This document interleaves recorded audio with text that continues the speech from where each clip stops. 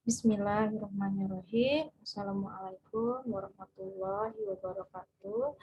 Salam sehat semuanya, anak-anakku. Pada pertemuan ini kita akan mencoba memahami terkait dengan redaksi dan pola kerja keredaksian. Nah, sebelumnya kita sudah membahas tentang perencanaan kriteria ya dari berita di media cetak. Nah, kita harus review kembali terkait dengan apa saja yang termasuk dalam media cetak itu sendiri. Jadi sebelum Anda terjun ke dalam profesi jurnalis, jadi Anda juga harus tahu dulu apa saja sih yang termasuk ke dalam berita media cetak. Nah, kita review kembali ya.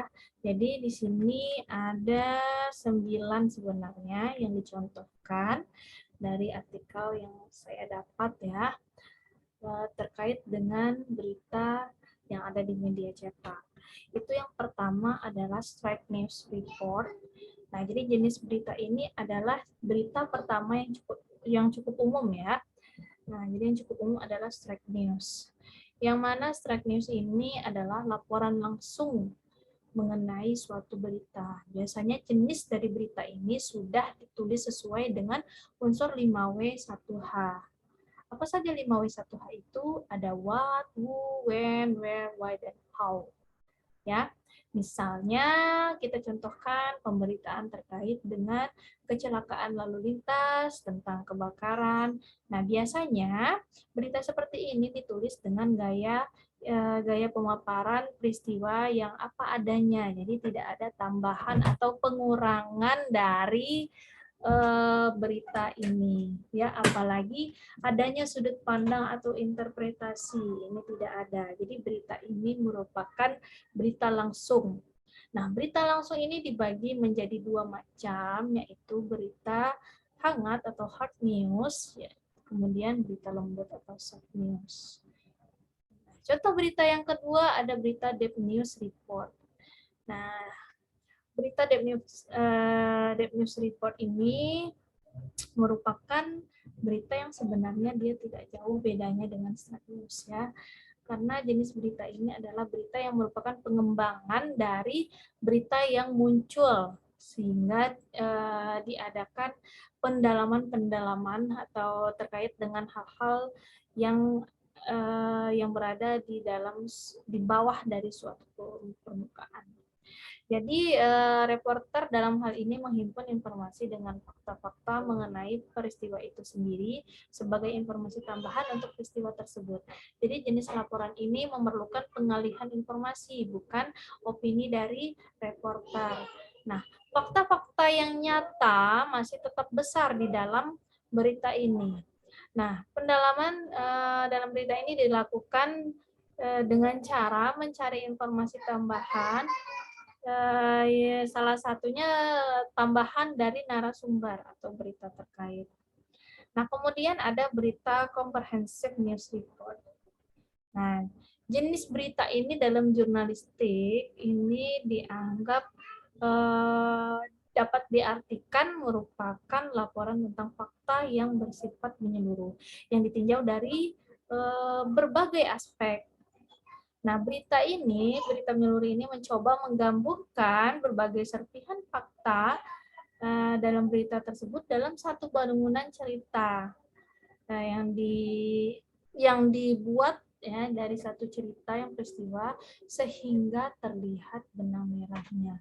Berarti kalau berita komprehensif ini lebih mengarah ke berita investigasi. Jadi terkait misalnya kasus pembunuhan. Kasus pembunuhan sampai saat ini belum teridentifikasi perilakunya. Atau sudah teridentifikasi pelakunya, tapi tidak teridentifikasi asal-muasal atau sebab mengapa terjadinya pembunuhan tersebut. Apakah itu ada unsur balas dendam atau seperti apa.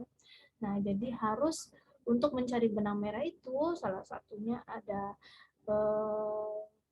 reka ulang. Jadi cerita ini direka ulang sehingga ada banyak tambahan-tambahan informasi dari berita tersebut. Nah, selanjutnya yang keempat ada interpretative report. Nah, interpretative report ini biasanya memfokuskan dalam salah satu isu saja atau peristiwa-peristiwa yang lebih kontroversial ya. Jadi berita ini biasanya dikembangkan oleh komentar atau penilaian wartawan atau narasumber yang memiliki kompeten atas berita yang sudah muncul sebelumnya. Sehingga ini merupakan gabungan antara fakta dan interpretasi. Nah, kalau ini sudah boleh diinterpretasikan. Jadi ada berita dan ada pendapat, misalnya terkait dengan isu-isu politik atau malpraktik dalam persalinan. Jadi didatangkan di sana informan atau narasumber yang memiliki kredibilitas di dalamnya. Nah, selanjutnya yang kelima ada feature story. Kalau sudah berita-berita feature, saya yakin Anda sudah tahu. Jadi ini lebih di sini reporter lebih menjadi fakta untuk menarik perhatian pembacanya saja. Ada sifatnya entertain, ada sifatnya hanya information to education, gaya hidup atau memberikan humor. Tapi tetap ada pesan khas yang disampaikan si penulisnya. Nah, ini yang keenam, investigative reporting ya. Jadi berita investigasi ini merupakan berita yang diperoleh dan dikembangkan berdasarkan penelitian atau penyelidikan dari berbagai sumber. Kalau investigasi dia lebih mengkorek informasi itu ke akar permasalahannya. Jadi tidak hanya benangnya saja yang dicari, akar permasalahannya itu tetap akan diselidiki oleh para si jurnalis. Jadi ini sering juga disebut pula penggalian, karena wartawan menggali informasi dari berbagai pihak, dari orang-orang yang terlibat dalam situasi di berita tersebut. Oke, yang ketujuh ada editorial writing. Nah, jadi editorial writing ini merupakan pikiran sebuah institusi yang diuji di depan sidang atau sidang pendapat umum ya. Jadi editorial ini merupakan penyajian fakta dan opini yang menafsirkan berita-berita penting yang dapat mempengaruhi pendapat umum. Itu biasanya dilaksanakan oleh tim redaksi langsung. Nah, kemudian ada berita opini. Kalau berita opini ini lebih berisi tentang gagasan, pemikiran, pendapat, atau ide kreatif terhadap sesuatu yang penting untuk diberitakan. Misalnya ada pakar politik, ya pendapat pakar politik, ada cendekiawan, ada profesor, atau pejabat mengenai sesuatu masalah atau peristiwa. Ya, contohnya opinion news di sini ada pendapat dari pengamat ekonomi terkait dengan turunnya harga rupiah di dunia. Itu salah satu contoh dari berita opini. Kemudian yang terakhir ada explanatory news, yang artinya adalah berita di sini sifatnya lebih menjelaskan atau menguraikan sebuah peristiwa secara lengkap yang penuh data dan fakta. Nah, fakta diperoleh dijelaskan secara rinci dengan beberapa argumentasi atau pendapat dari penulisnya. Berarti satu berita ini dinarasikan atau digambarkan melalui tulisan lebih lanjut prosesnya oleh si penulis. Oke, ini review dari 9 berita. Nah, ke-9 berita ini bisa masuk semuanya untuk dipublish di media cetak. Nah, tapi sebelum dipublish, Anda harus tahu dulu, paham dulu terkait dengan keredaksian, terkait juga tugas dan fungsinya, bagaimana pola kerjanya. Nah, seorang jurnalis harus tahu, ya. Oke, saya lanjut. Dalam suatu organisasi media, nah, jadi di sini terdiri dari redaksi atau editor departemen ya, dan bagian pemasaran atau bagian usaha atau bisnis departemen ya. Selanjutnya, bagian redaksi ini dipimpin oleh pemimpin redaksi, bagian pemasaran dipimpin oleh manajer pemasaran atau pemimpin usaha. Nah, di atas keduanya itu dipimpin oleh pimpinan umum atau general manager. Ada juga orang yang menyebutnya dengan pemimpin redaksi. Nah, bagian redaksi ini tugasnya meliput, menyusun, menulis, atau menyajikan informasi, baik itu berupa berita, opini, atau feature. Jadi orang-orangnya di sini disebut sebagai wartawan. Nah, redaksi ini juga merupakan sisi ideal yang dalam sebuah media atau penerbitan pers, jadi dia menjalankan visi, misi, dan idealisme media. Jadi di sini wartawan ini terikat oleh media di mana tempat ia bekerja. Oke, kita lanjut dulu ya. Nah, bagian dari redaksi ini dikepalai oleh seorang pimret atau pimpinan redaksi. Yang di bawah pimret biasanya ada wakil pimret yang bertugas sebagai pelaksana tugas dan penanggung jawab sehari-hari di bagian keredaksian. Nah, sedangkan selanjutnya pimret dan wapimret membawahi seorang redaktur pelaksana yang mengkoordinir para redaktur. Di antaranya editor, koordinator reporter, reporter dan fotografer, dan koresponden. Di samping koresponden ada kontributor, termasuk kontributor dari penulis lepas, ya, penulis lepas atau kolumnis.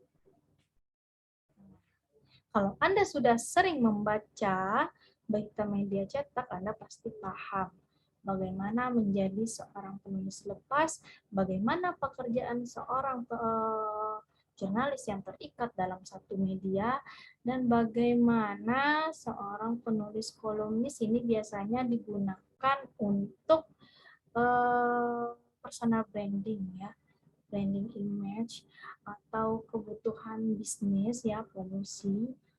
Jadi biasanya ini kontributor yang bersifat kolumnis, komunis ya. Nah, selanjutnya di bagian redaksi ada pula yang disebut dengan dewan redaksi atau penasehat redaksi. Biasanya di sini terdiri dari pimret, wapimret, dan pimpinan usaha, dan juga ada orang-orang yang dipilih menjadi penasehat di bidang keredaksian. Nah, kemudian ada juga yang disebut dengan staf ahli atau redaktur ahli, yakni orang-orang yang memiliki keahlian di bidang keilmuan tertentu yang sewaktu-waktu masukan atau pendapatnya sangat dibutuhkan redaksi untuk kepentingan pemberitaan, atau di sini bertugas sebagai penganalisis berita. Apakah berita itu layak atau tidak layak, atau untuk evaluasi dari berita tersebut. Nah, bagian lain yang terkait dengan bidang keredaksian adalah redaktur pracetak yang membidangi tugas desain grafis, yakni setting, layout, dan artistik dari berita, serta perpustakaan dan dokumentasi. Nah, dalam hal tertentu, bagian penelitian dan pengembangan atau litbang ini dapat masuk ke bagian redaksi. Jadi litbang ini tidak hanya dalam suatu institusi perguruan tinggi ya, dalam beberapa organisasi di pemerintahan pun juga ada litbang. Tujuannya apa? Tujuannya adalah untuk mengevaluasi kembali kinerja dalam organisasi tersebut. Oke. Jadi litbang ini dia bertanggung jawab atas oh bukan litbang, maaf. Nah, di samping itu sudah ada litbang. Nah, dari kesemua keredaksional ini strukturnya media ini dipimpin oleh pimpinan umum atau GM-nya, General Manager. Yang mana General Manager ini bertanggung jawab atas keseluruhan jalannya penerbitan pers. Atau yang sering disebut dengan pimpinan redaksi, itu juga terkadang tugas sebagai pimpinan redaksi ini merangkap dalam pimpinan umum. Ya, untuk beberapa media-media yang baru berkembang.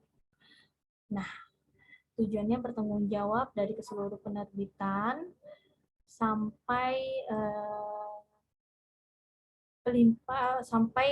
keluar dari maksudnya di sini sampai berita ini terpublish dan dikonsumsi oleh pemirsa dan semua lingkungan masyarakat. Jadi di sini General Manager dia mendapatkan limpahan pertanggungjawaban terhadap hukum kepada Pimretnya. Jadi sepanjang ini menyangkut isi pemberitaan dalam redaksional, berarti di sini ada aturan-aturan yang kuat terkait dengan penerbitan dari suatu berita. Apalagi kalau berita itu sampai mencemarkan nama baik dari suatu instansi atau sampai memunculkan sara, tentu yang akan bertanggung jawab di sini ya Pimret dan pemimpin umumnya atau general manager. Oke. Makanya terkadang wartawan-wartawan lepas kita tidak pernah tahu ya Pimret kita ini bekerja sama dengan pihak mana. Apalagi ketika panggung politik ini sudah menjadi pesta demokrasi ya. Sebenarnya tidak khususnya untuk rakyat, itu hanya untuk tim ses, tapi untuk beberapa orang yang memiliki kepentingan di sana. Nah, jadi media ini menjadi alat yang paling optimal dalam membranding pelaku-pelaku politik. Nah, kadang si jurnalis atau si wartawan ini mau tak mau harus mengikuti apa yang ada di redaksional. Kita tidak bisa melenceng dari itu. Walaupun ya kita tidak pernah tahu ya berita yang disampaikan itu benar atau tidak, kadang dia harus mengikuti apa yang dikatakan. Jadi kadang itu jeritan hati dari seorang jurnalis. Ada juga jurnalis yang independen, yang lebih berani. Tapi biasanya jurnalis-jurnalis yang mengikuti apa aturan yang ada di Pimret ini, dia lebih umurnya lebih panjang barangkali ya di pekerjaannya. Bukan hidupnya secara agama ya, hidup pekerjaannya. Kemudian dalam hal ini pemimpin redaksi atau editor in chief-nya juga bertanggung jawab terhadap mekanisme dan aktivitas kerja keredaksian sehari-hari. Jadi Pimret ini juga menguasai isi seluruh rubrik di media massa yang ia pimpin. Kemudian isi di surat kabar manapun. Jadi Pimret menetapkan kebijakan dan mengawasi seluruh kegiatan redaksional. Jadi di sini ia bertindak sebagai jenderal atau komandan yang perintah atau kebijakannya ini harus dipatuhi oleh bawahan. Ini yang saya sebut tadi. Jadi kalau Pimret ini sudah kong kaling kong dengan pihak pemerintah yang sudah terjun dalam lingkungan politik, nah ini sangat berat juga untuk dilaksanakan oleh jurnalis. Oke, barangkali di sini sampai di sini saya bahas tentang tentang pimpinan redaksi. Selanjutnya dewan redaksi. Nah, kalau dewan redaksi ini dia beranggotakan pemimpin umum, pemimpin redaksi dan wakilnya. Ada juga di sini redaktur pelaksana dan orang-orang yang dipandang berkompeten, memiliki kompetensi dan dapat dijadikan sebagai penasihat di bagian redaksi. Nah, kalau redaktur pelaksana ini di bawah Pimret, biasanya bertanggung jawab hampir sama dengan Pimret, namun ini lebih bersifat teknis. Jadi yang memimpin aktivitas berikutan, pembuatan berita oleh reporter atau editor ini langsung dikoordinatori oleh redaktur pelaksana. Nah, kemudian redaktur atau editor ini biasanya dia lebih dari satu anggotanya. Tugas utamanya adalah melakukan editing atau penyuntingan. Ini aktivitas penseleksian dan perbaikan naskah yang akan dimuat atau disiarkan dalam media itu sendiri. Kemudian ada redaktur pracetak. Nah, redaktur pracetak ini sebenarnya dia setingkat dengan editor. Tugasnya adalah menseleksi kembali atau mengatur kembali sampai naskah ini siap cetak atau all in hand, all up. Dari para redaktur ini, semua naskah berita yang sudah diturunkan ke percetakan ya, dan sudah di-set secara bersih, sudah ada desain covernya, sudah ada layoutnya atau artistiknya. Nah, ini dikomandoi oleh redaktur pracetak. Oke, terkait dengan bagian-bagian lain yang ada di media cetak, salah satunya adalah settingan atau juru ketik naskah. Nah, ini juga dikoreksi oleh redaktur pracetak. Nah, kemudian bagian anggota dari redaktur ini ada reporter. Reporter ini Anda sudah tahu, mereka merupakan prajurit, ya, prajurit berita. Jadi mereka yang mencari berita, mereka yang menuliskan berita, kemudian mereka yang menyusun berita. Nah, ini adalah tugas pokoknya, ya, si reporter ini. Nah, di samping reporter ada fotografer. Fotografer ini wartawan foto atau juru potret yang tugasnya mengambil gambar peristiwa atau objek tertentu yang memiliki nilai berita. Jadi apa yang kita ngambil foto ya dalam suatu kegiatan yang sifatnya formal, nah itu biasanya ada juru potretnya. Karena kita tidak boleh kehilangan satu momen penting sekalipun. Jadi seorang fotografer ini harus memiliki keterampilan yang mumpuni ya di bidangnya. Oke. Jadi ketika tugas wartawan tulis menghasilkan karya tulis berupa tulisan berita, opini, feature, maka fotografer menghasilkan foto jurnalistik atau journalistic photograph atau photographic communication, yang mana fotografer ini menyampaikan informasi atau pesan melalui gambar yang ia potret. Jadi fungsi fotojurnalistik ini adalah menginformasikan, to inform, to persuade, meyakinkan, di samping juga menghibur. Di samping fotografer dari jurnalistik ada koresponden. Nah, selain reporter, media massa biasanya memiliki koresponden yang tujuannya adalah untuk menjangkau berita-berita yang ada di daerah yang tak terjangkau oleh pelaksana atau reporter di pusatnya. Jadi di sini di samping koresponden kadang orang menyebutnya wartawan daerah, yaitu wartawan yang ditempatkan di negara lain atau di kota lain atau di luar wilayah di mana media massanya berpusat. Ya. Nah, di samping koresponden ini ada kontributor. Kalau kontributor biasanya ini adalah penyumbang naskah atau tulisan yang secara struktural dia tidak tercantum ya dalam struktur organisasi redaksi. Tapi dalam segi fungsi dia terlibat, termasuk kontributor sebagai seorang penulis artikel atau kolumnis atau karikaturis. Nah, jadi di sini para sastrawan juga bisa menjadi kontributor karena mereka sering mengirimkan puisi, cerpen atau esai dalam media massa.